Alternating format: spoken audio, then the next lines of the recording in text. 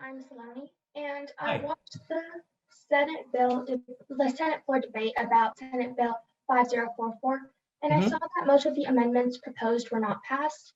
I also noticed that the sponsors of these amendments were mainly from one party. I was wondering if this is a usual occurrence and how it would affect the bill as it makes its way into the House. Good question and good read of that. So, we've got a majority party and a minority party system basically in this country, and whoever has the most votes kind of controls the chamber, right, in the Senate or the House.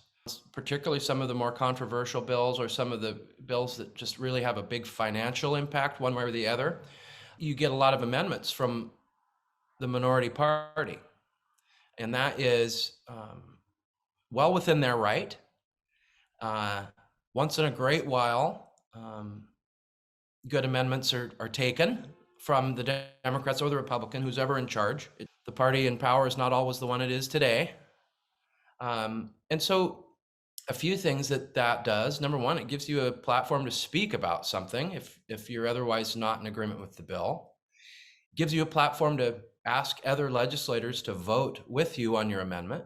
Oftentimes, as you noted, that it's a partisan vote. The party that wants the bill and is in the majority says we're not taking any amendments on this. It's done. And so all that, then that's just a bunch of votes that are going to pretty much turn out the same way. But the other thing it does is it can slow down the process, right? So in the minority party, oftentimes your only weapon, so to speak, I shouldn't use that term, but your only recourse is to slow the process down. So the majority party is not able to pass as many bad bills, right? And again, I'm not coming at this from a Republican or Democratic perspective.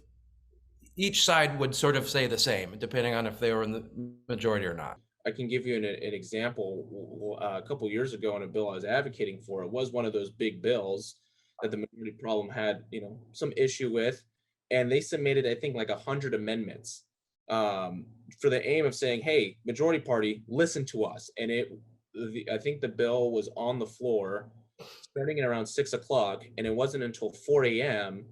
did the majority party say, "All right, fine, we've gotten through 50 of these amendments. Nothing's going anywhere. Let's stop it. What do you want?" And they came to a compromise on passing another bill the minority party wanted to do right after the other bill passed. So That's a great example, Aiden.